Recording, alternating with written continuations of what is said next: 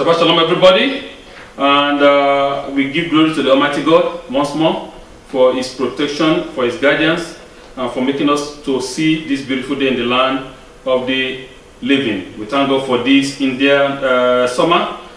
We rejoice before Him for everything that He has done, what He's going to do, and what He's doing in our lives. This morning, Parasha is known as Parasha Vayera.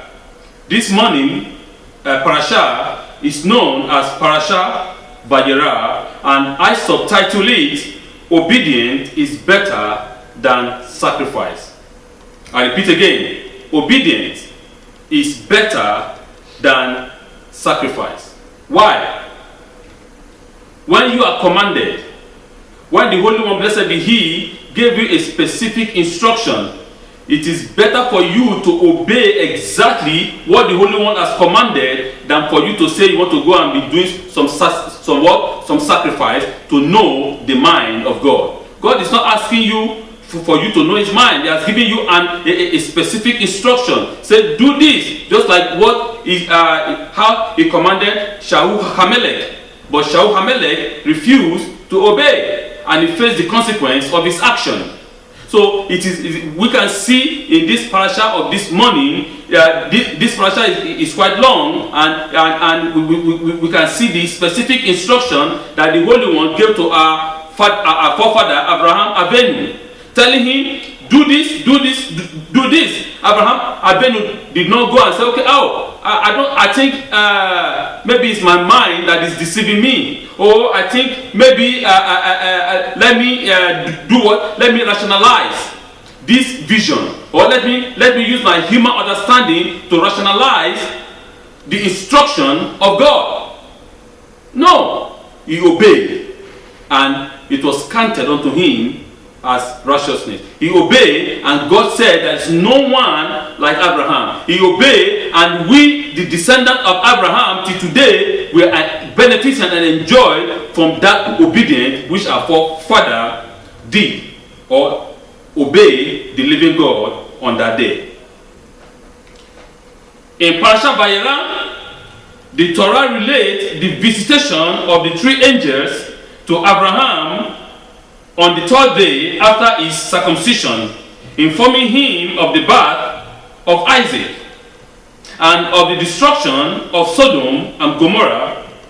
The parasha also relates Abraham pleading with Adonai to save these cities, the saving of Lot by the angels before their destruction, to encounter with Abimelech, the Philistine king of Gerar, the birth of Isaac, the banishment of Ishmael, and finally the binding of Isaac, the Akedah of Isaac. Parasha Vayera is the second parasha that relates the deeds and test of faith of Abraham, our father. The beginning of this parasha finds Abraham recovering on the third day after his circumcision, which he was commanded to perform by Adonai at the end of the previous parasha. Adonai appeared to visit Abraham while he is still in pain after the circumcision. He also relates the appearance of the three angels who informed Abraham and Sarah that they will be blessed with a child in 1 year time, just as promised by Adonai to Abraham at the end of the parasha Lech Lecha. So, what am I trying to let us understand here? This is just a summary of the entire parasha of today. We can see that in this parasha there is an appearance. The Holy One, blessed be He, appeared to our father Abraham with three angels accompanying him. And in this parasha, Abraham Avenu was promised a son, that Sarah will give birth to a son. And in this parasha, Sodom and Gomorrah was destroyed, and in this parasha we can see the encounter of Abraham with Abimelech, the king of the Philistines. and also the sending away of Ishmael, the son of Abraham, and which God said, you don't worry, I'm going to keep him alive and I'm going to bless him. And to cover the entire thing, the 10th test of Abraham, which is the Akedah of Isaac, the binding of Isaac as a sacrifice to the living God. Did that happen or no? We are going to do what? We are going to find out. Rashi comments here that Adonai came to visit the sick Abraham on the 3rd day after his circumcision to ask about his recovery. That is written in Sotah, Sotah 14a, Bava, Metzia 86, and in Tehumah, Yasan 1. Mamre has been the one who had advised Abraham about performing the circumcision in public. Thus Adonai revealed himself to him in this portion. Rashi adds that the word sitting is written without the letter verb, to teach us that he wanted to stand with Adonai. He wanted to stand, but Adonai told him to sit as Adonai stand in the assembly of the judges, as it is written in Psalm chapter 82, verse 1. Adonai stand in the divine assembly. Abraham was sitting at the entrance to see if there were wayfarer to entertain. Even though Adonai has made the day extremely hot, as Abraham was upset that he had no guest, Adonai sent the 3 angels to him in disguise of men. From the comment of Rashi here, we can see that the Torah says that after the circumcision of Abraham on the 3rd day, the Lord God appeared unto him. The living God appeared unto him to ask about what? About his well-being. Are you okay? What is going on? To see that he's doing fine. Because we can know, Abraham did the circumcision when he was what? When he was 8 days old. He was already an old man, and we can know that the 3rd day, that is the hardest day. That is when it is most painful. And God appeared unto him to ask about his well-being. To say, how are you doing? My friend, are you okay? Is everything fine? Are you happy? What can I do for you? How can I help you? So that is what a good friend do to one another, to ask about each other's well-being. And also from the comment that Rashi said that on that day that God himself specially made that day to be extremely hot, so that Abraham Avinu can stay in his tent. But Abraham Avinu is not a kind of a man that will allow anything to tie him down. He's not a kind of a man that will allow a small thing to hook him down. No, he's a man that is always on the move. He's a man of action all day, all night, all days. He's a man of action. We can see that when God told him to leave, last parasha, Lech Lecha, to leave his what? To leave his father's house. God told him, don't bother about any inheritance. Don't think that this is your inheritance. I am your inheritance. I'll give you a better inheritance than the one your father can ever give you. Forget about that. Don't limit yourself. Don't stay in this limitation, because this land is a land of limitation. You are unlimited man. You are going to be the blessing of all the people of the world. Don't limit yourself to your past. Don't hook yourself to your past. And Abraham Avinu did exactly as God has commanded. He obeyed. He didn't say, let me go and make a sacrifice to seek the wisdom of God more. No. God speaks, he listens, he obeys. That is it. It's a command. It's not like in the military. It is like that. In the military, the commander command, the soldier won't come and say, oh, no, you know what? Let me rationalize the command of my commander. Or is my commander saying this or that? No. Your commander said, march. Sit, you sit. Stand, you stand. defend, you defend. So the same thing here. We are all soldiers in the what? In the army of the living God. And God is the what? Is the commander, the chief commander. So Abraham here, he will not allow anything to tie him down. It's not such a man. He will not allow the circumcision to tie him down so that he will not do what? He will not do tzedakah. God talks about tzedakah. Tzedakah is extremely important to give, because that is to say we have to behave like our Father who is in heaven.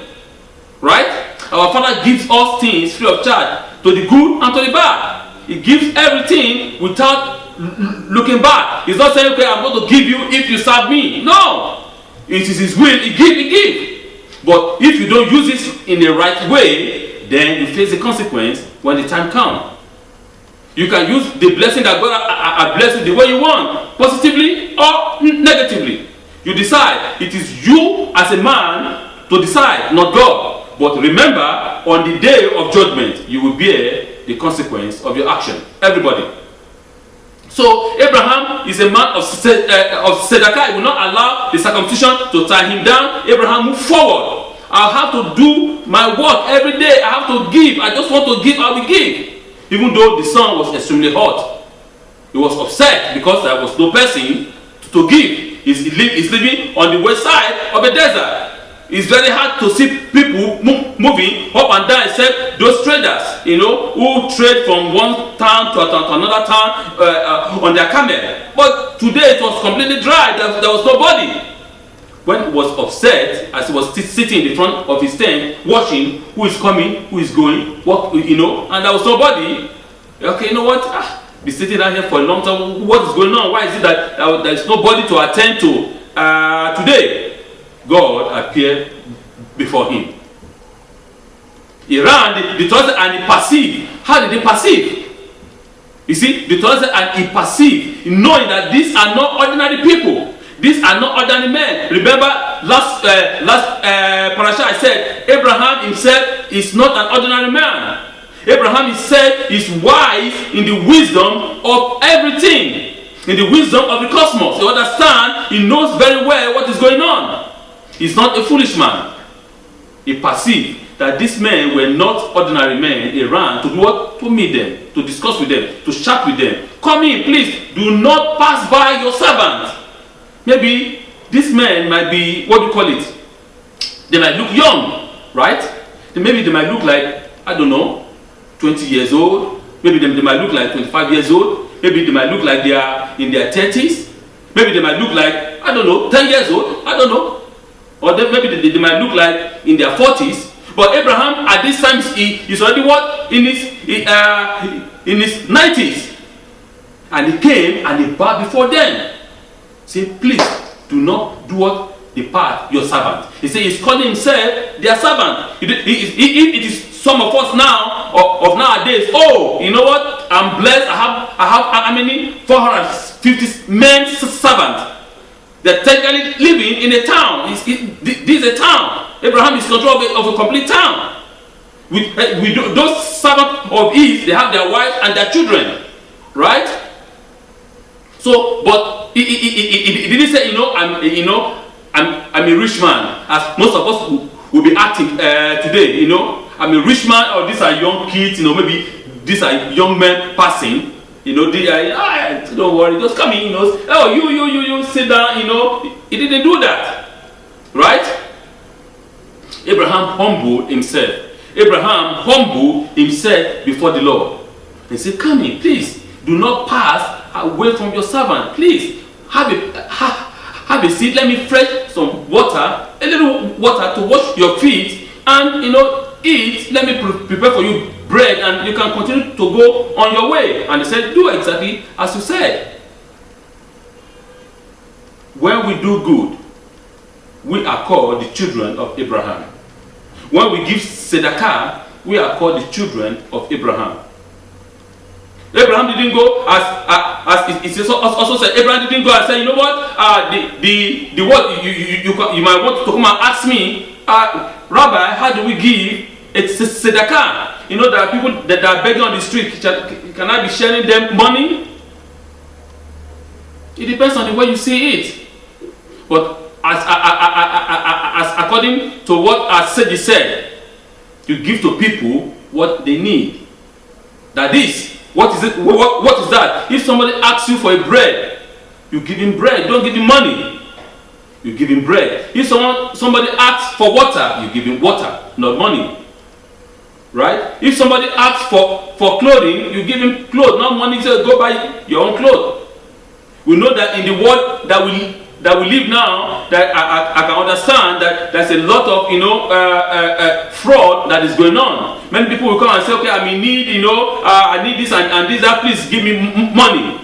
And when you say no, that I want to give you food, they say no, I don't need food, give me money. In such a case, don't give them. But if someone is actually hungry, if somebody is actually thirsty, when you offer water, they will take. When you offer bread, they will take. When they are cold, when you offer them warm clothes, they will take. But if they say, no, I don't need it, give me money, then technically you don't give, because it shows that they are not actually in need. Alright, so in this case, Abraham offered his service to the Lord. He offered himself unto the Lord, and his service was what was accepted. In the Talmud teaches us in Yoma 37 the name of the three angels that came to visit Abraham: Michael, Gabriel, and Raphael. Midrash teaches us that just as Adonai created the four directions, so he created four angels to surround his divine chariot. Pekeh Eliezer 4.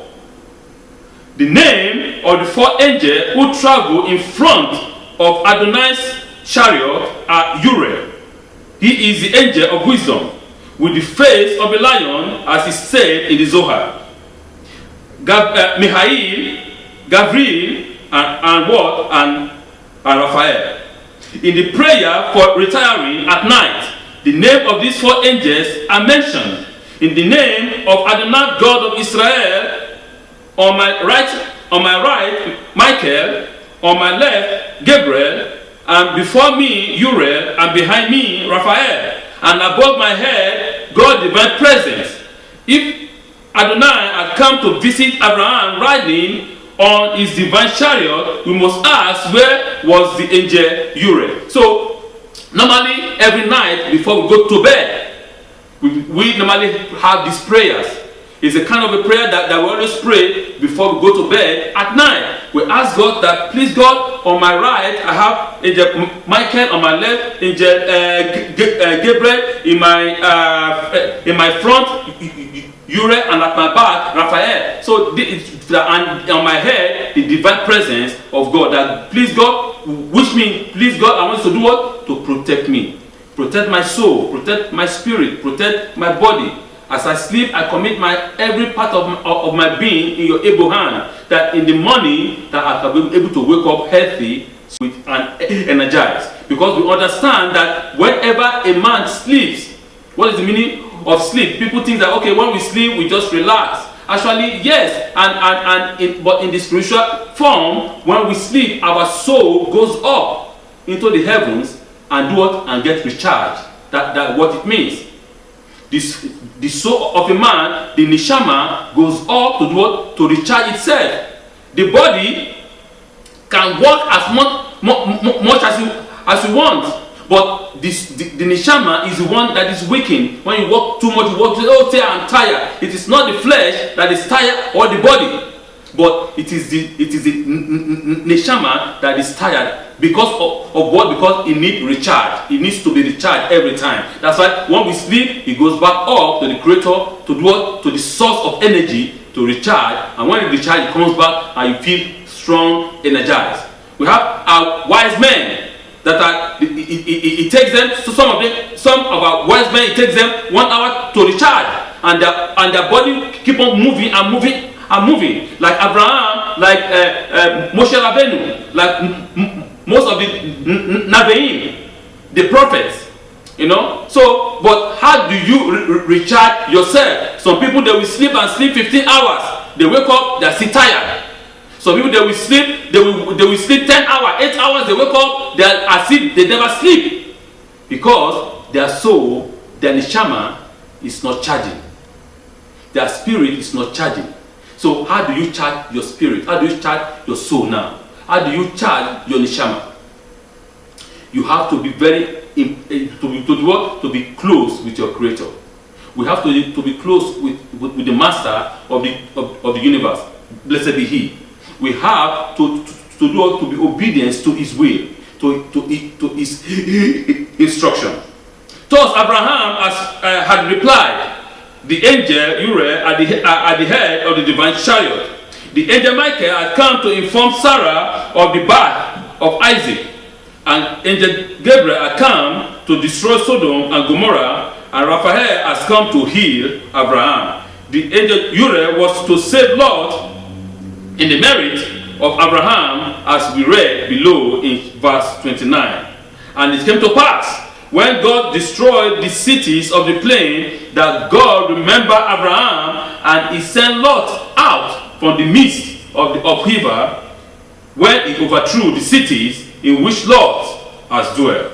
This point is for us not just to come every Shabbat to the synagogue to study the Torah, but for us to take important substantial way from the Torah.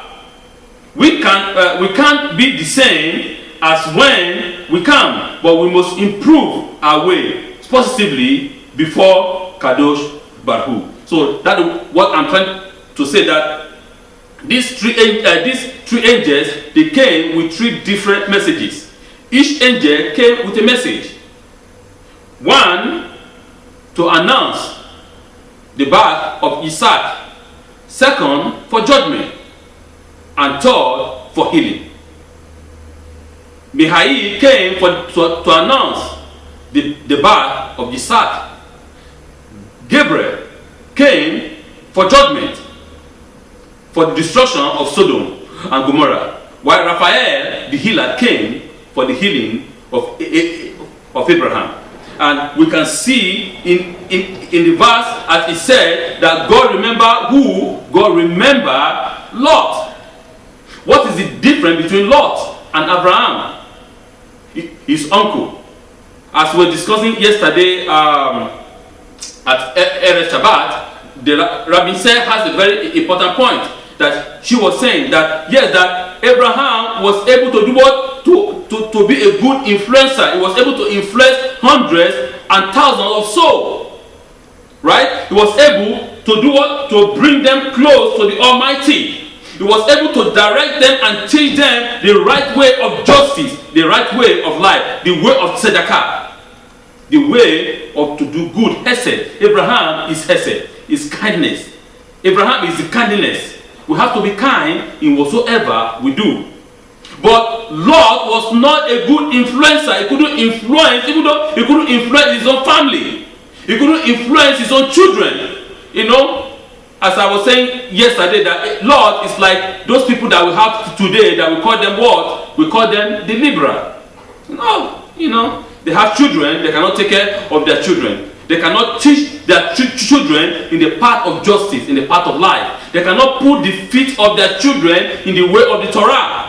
They tell them, the world that we live now is a new world. You know, there is technology, there is Facebook, there is Twitter, there is this and that, iPad, iPhone, this, that. You know, the children, they can do whatever they want to do. They decide on by themselves.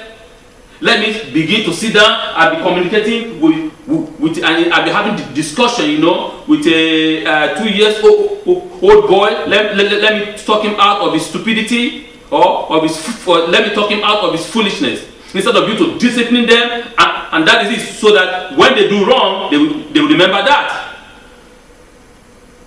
Lot was a liberal, and he faced the consequence of his action. For the merit, the Torah says, that Lot was saved by the merit of his uncle Abraham. Yes, he was living in a city. He was living among death, As I was saying yesterday too, you can't say I want to live among a dead and you say, you know what, I'm clean. It's not possible. You know, when you clean a pig will go back to the dead. You can't say, no, oh, I'm holy, I'm fantastic, and all everybody surrounding you are sinners. That won't work. Even though Lot was a good man, naturally yes, because he learned from his uncle Abraham. He was a good man. We can't deny that. He was a good man. But the Torah ends with him. The Torah does not continue after his lineage. Why? Because he was not able to influence the society around him. He was not able he can't even influence his own wife. What type of a family is that? What type of a man is that? You cannot influence your children. You cannot teach them, put their path in the way of life. Abraham said, "Oh Lord, the God of the ends of the world, will you judge the wicked and the righteous at the same? Will you destroy both?" God said, "No." Then Abraham begins to do what? To negotiate. We can negotiate with our God. We can negotiate with our Creator. With the Jews or with the Israelites are like that, and that is why they call us stiff-necked people. We are stiff-necked because we refuse to worship any other gods. We are stiff-necked also because we argue a lot with our Creator. That is what it is. We are not zombies. We argue. We want to understand. We want to know. There is positive part of it and there is negative part of it. But God wants us to be using it to use our stiff-neck in a positive way. We can argue and make discussion. God, I want to know this. I want to understand this. I want to know what is happening here. And He will explain. He will teach you. He will teach us. Abraham begins to negotiate with the Creator. If you have 50 people in the town, are you going to destroy righteous people? Are you going to destroy it? He said no. If you have 40 people, no. If you until it goes to 10, because according to the Midrash, Abraham was 100% sure that at least Lot is what his nephew can have 10 people, so that because of them the cities will not be destroyed. But behold and lo, not even 10 can be found, because Lot, his wife, and the 2 children and the sons-in-laws, they were not righteous. They were part and parcel of these wicked people. They cannot even find 10 people among thousands of cities of wickedness. And so, therefore, Abraham stopped when it came to 10, because they can't find 10 people in the city. Only 3 escaped: Lot and 2 virgin daughters. And that is it. So, God is telling us that we have to influence the society around us positively. We have to take the message to the ends of the world that the kingdom is at hand. The kingdom is at hand. That we have to tell them that the Torah is what is life. We have to tell them, please come and take hold of the Torah. For the Torah is one that will give you life.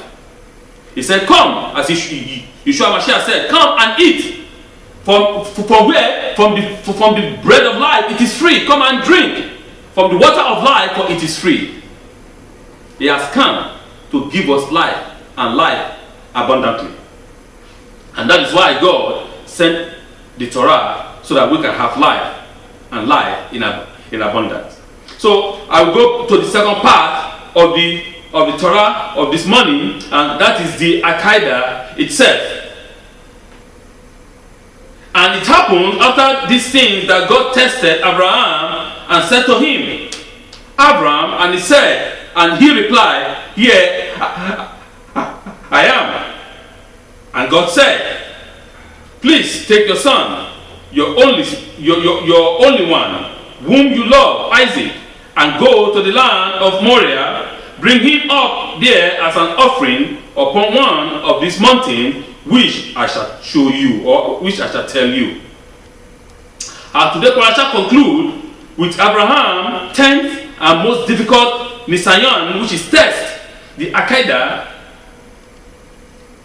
take, please, your son, your only one, the one you love, Isaac, and bring him up as an offering. Abraham had been gradually developing and uplifting himself. This has begun with the first Nisayon, or with the first test in which Kazim, that is in Ur of Chaldeans, where he had been thrown into a furnace for refusing to deny Adonai's existence, and had continued through 8 additional tests. He was only now ready for the zenith, for the summit of the greatest test ever. Rabbi Eliyahu Lopian asks that all Kazim, the first test, seemed to be more difficult than the Akedah, the last test. At Kazim, that is all of the Chaldeans, Abraham had not yet seen or heard from the alleged God. Based solely on and for the sake of his own belief, he was willing to give up his life. At the Akedah, although he was asked to sacrifice his only son, Adonai spoke to him and explicitly told him to do it. I will imagine that most of us would do anything that Adonai will ask us to do if he speaks to us directly. I'm trying to tell us here that the first test of Abraham seems to be extremely difficult or hard than the last one. You might say, how? That here he was about to sacrifice his own son, and there is a different case.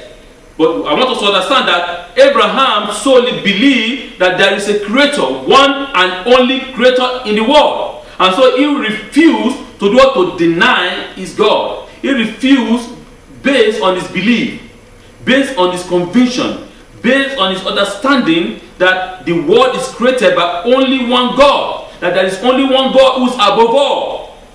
I will not bow down.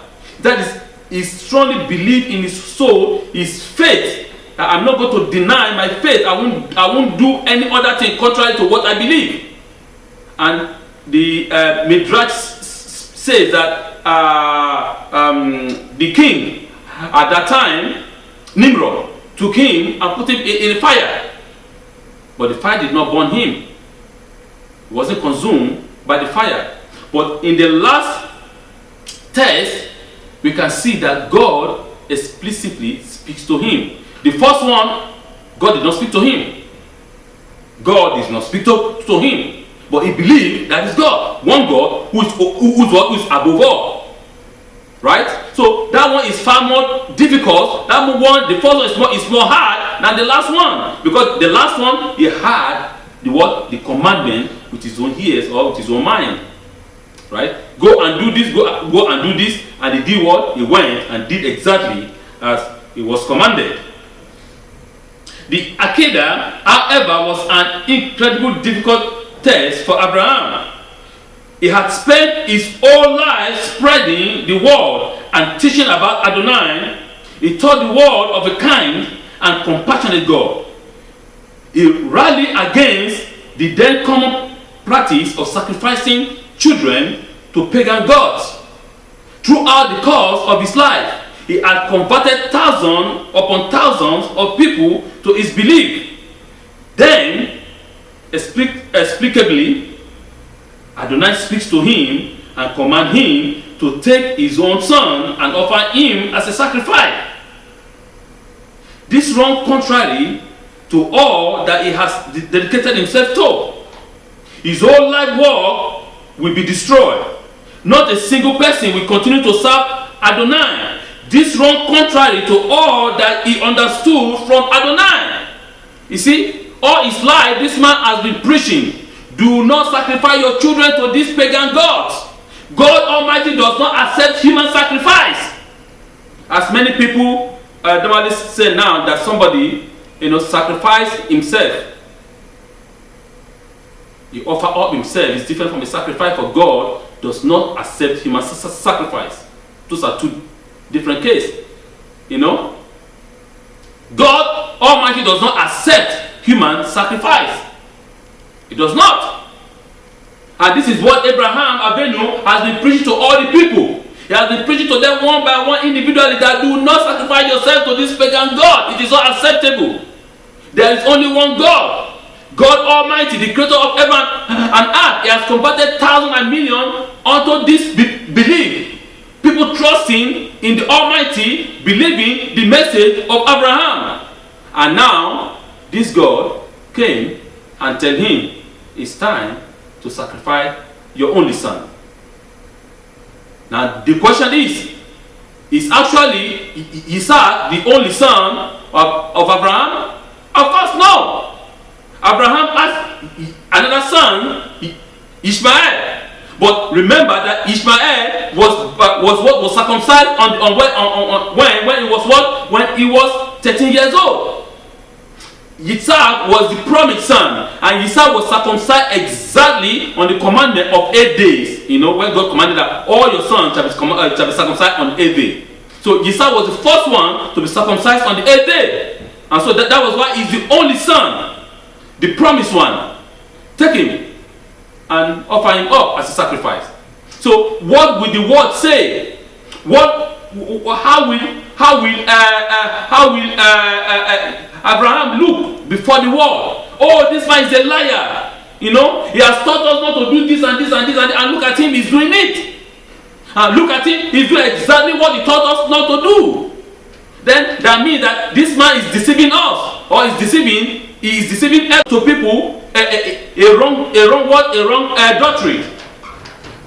So therefore, Abraham was not rationalizing the work, the commandment that God has commanded him with the human understanding. Because most of us will be say, oh no. You know what? I don't think it is God. But God has been preaching a lot. I've been discussing with the people, and that God cannot do this. That God is a merciful God. He's a compassionate God. He's a gracious God. How can God tell me to go and do this? Maybe it is my mind, or maybe I am going out of my mind. Abraham Avenu never rationalized, because the things you might say, oh, maybe if I didn't go, maybe God is trying to tell me not to go. Because when you start rationalizing things in your head, you want to use it to understand. You want to use human understanding to understand the things of the spirit. Every time it doesn't work, and it will never work, because the understanding of God is different from our own understanding. He said, as the heaven is high above the earth, that is how my understanding is different, is as high from yours.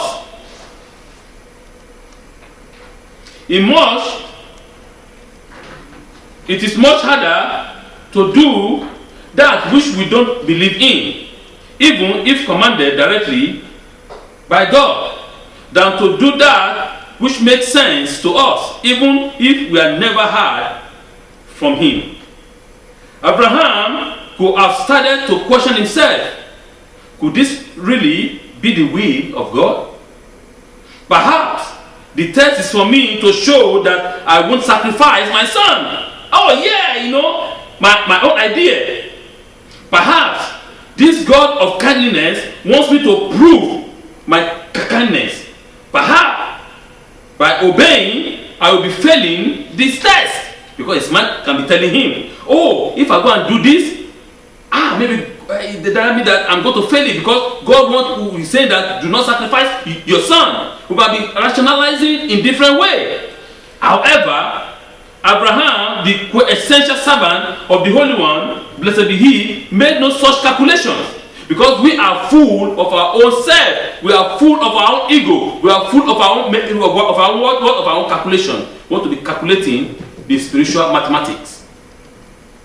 We want to be calculating the spiritual quantum physics. No. Yeah. This, that. you know, most of the time it doesn't work.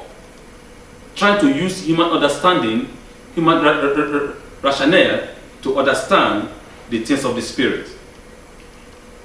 If I was commanded, then I must obey, said Abraham. Even if my mind tell me that much will be lost by listening, how can I even consider my own thoughts when they go against the thought of God? Any understanding that I might have is comical when compared to the depth of his perception. Abraham woke up early in the morning and took Isaac with him to the bidding of God. Abraham never doubted, because you understand the voice of God. He never doubted, not once. He didn't allow his own understanding, men's understanding, to contravene that of God. He never allowed the understanding of a man, to deceive him. Say, don't worry. This God is a God of kindness, and He will never do that. It is you who is going cuckoo. It is you who is going crazy. No. He obeyed. He woke up in the morning, took his son, and there they go. May this aspect of Abraham, which becomes a part of each and every one of us, his descendants, manifest itself in our adherence to Adonai's words, even when our understanding of him is incomplete. May the God Almighty, the God of our fathers, the God of Abraham, Isaac, and Jacob, may He continue to give us this divine understanding of Abraham, even though in spite of us not be able to see the clear light, the clear light from God. May He continue to give us this power, this strength to continue to do the work of our fathers, the work of Abraham, the work of Hesed, and the work of Tzedakah. And as the Hafez Chaim, Rabbi Yisrael Meir Cohen teaches, he teaches us in his work in Ahava Hesed, part 2, chapter 5. Whoever regularly keeps this mitzvah and perform Hesed, kindness, merit having children who possesses wisdom, wealth, and eloquency. Also, all of the blessing of the Torah only comes true on condition that this mitzvah is kept, as it is written. All this blessing will come upon you and overtake you if you hearken to the voice of Adonai your God. Devarim chapter 28 verse 2. That is, the blessing will come upon you when you listen to the voice of Adonai your God, and when you walk in his path or in his ways. And the ways of Adonai are doing charity and kindness with people, having mercy even on the wicked, and feeding and supporting people. That is how we are to do kindness with each other.